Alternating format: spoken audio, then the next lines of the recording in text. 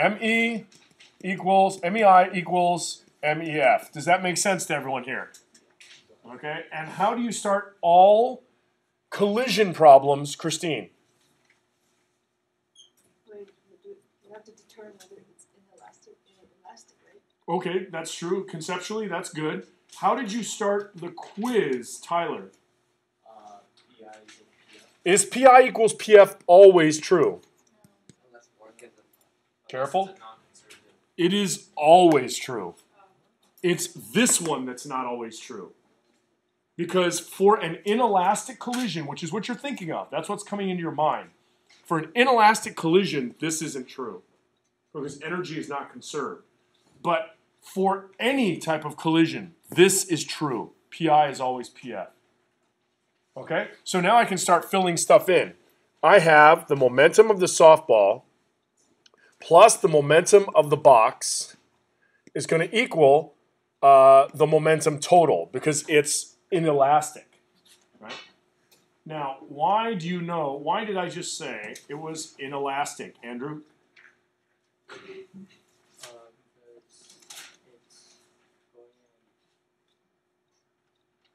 the opposite direction.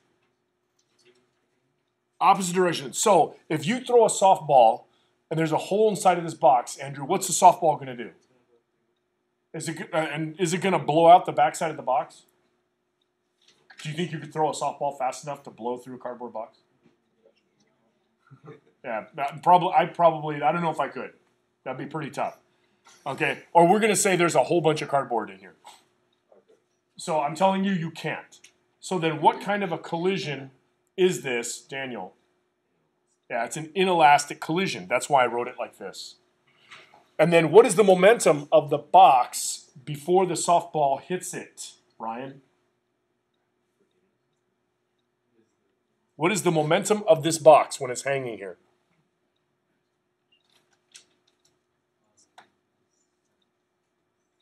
How about this? What's the formula for momentum?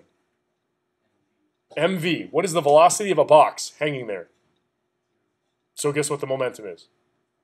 There you go. There is no momentum for the box until the softball hits it. So now I get mass of the softball, velocity of the softball equals mass of the softball plus mass of the box times total velocity. Now, for this, do you see that the energy part starts after the softball hits the box? Why does it not start before the softball hits the box? The box isn't doing anything. Perfect, Eric. Does this make sense? If the box isn't doing anything, it's not interesting. There's nothing that's going to happen. So after the collision, I can say the kinetic energy that it has initial, right after the collision, is going to equal the potential energy that it has up here at the top. Right? Does it make sense? What is Alex, how much potential energy does this box have when it's hanging down here?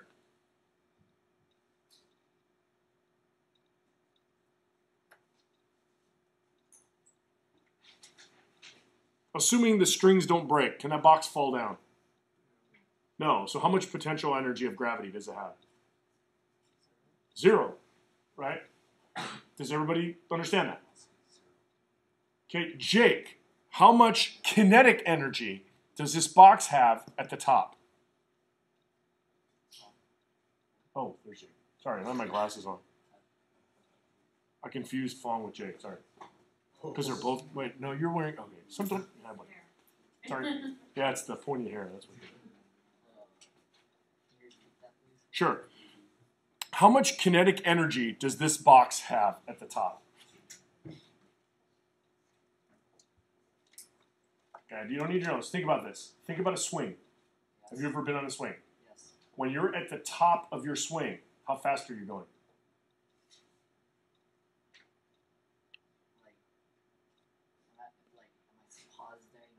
I'm sorry, you're what? 0. Ah, very good. Okay, so there is no kinetic energy here. That's why there's no kinetic energy final. And there's no potential energy down here. That's why there's no potential energy initial. That's why it's just K equals P. Is everybody okay with that? No? Someone say no? Okay, so this becomes 1/2 m total, and then this is v total squared, and that's going to equal m total gh. And the question asks, what is the mass of the box? If we know exactly how high this went, we're looking for the mass of the box. So we're looking for this right here. Mass of the box. Okay, so that means we can come up with this V total, can't we? Well, can we? No, we can't come up with that. So what we're going to have to do is probably look at both of these equations and then set them equal to each other or something of that nature. Well, this one goes away, doesn't it? Oh yeah, that's what it is. So V total is equal to the square root of 2gh. And now I can take this, stick it in there, and solve for mass of the box. Oh yeah, of course, what is h? Do you remember this problem from before? Remember there was a problem with this ugly looking thing on a swing? Was it a person? No, I don't know what it is. It's like this really weird. You can see in your book. The question is, what is h right here? And so the here rig that this is L. Is everybody okay with that? Okay. Are you also okay with this being L? Does it make sense? There, the green one, let's call that, I don't know, x. Does it make sense to you that x is equal to L minus h?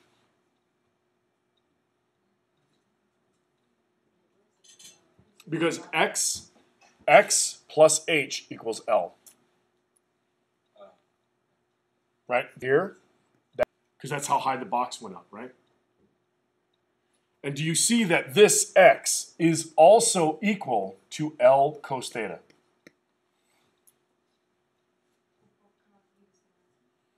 Now, so what we do here is I move my h over here, and I get h is equal to L minus L cos theta.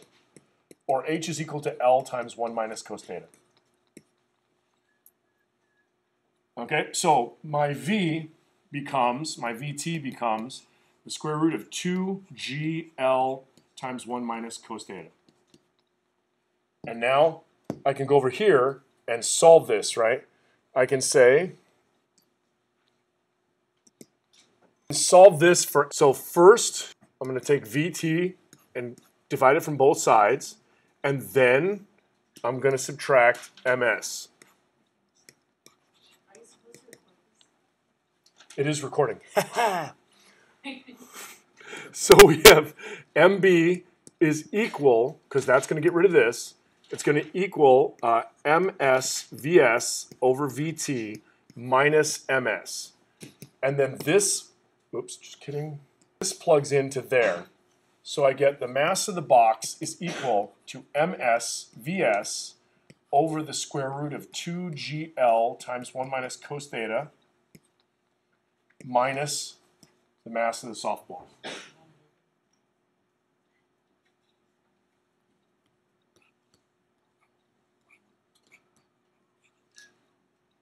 So I believe, I think that's right, but you check it to double check it right now.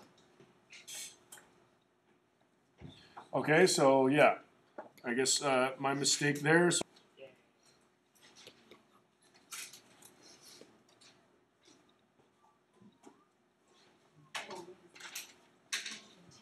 I know, it looks like 310. So around 3.0, something like that.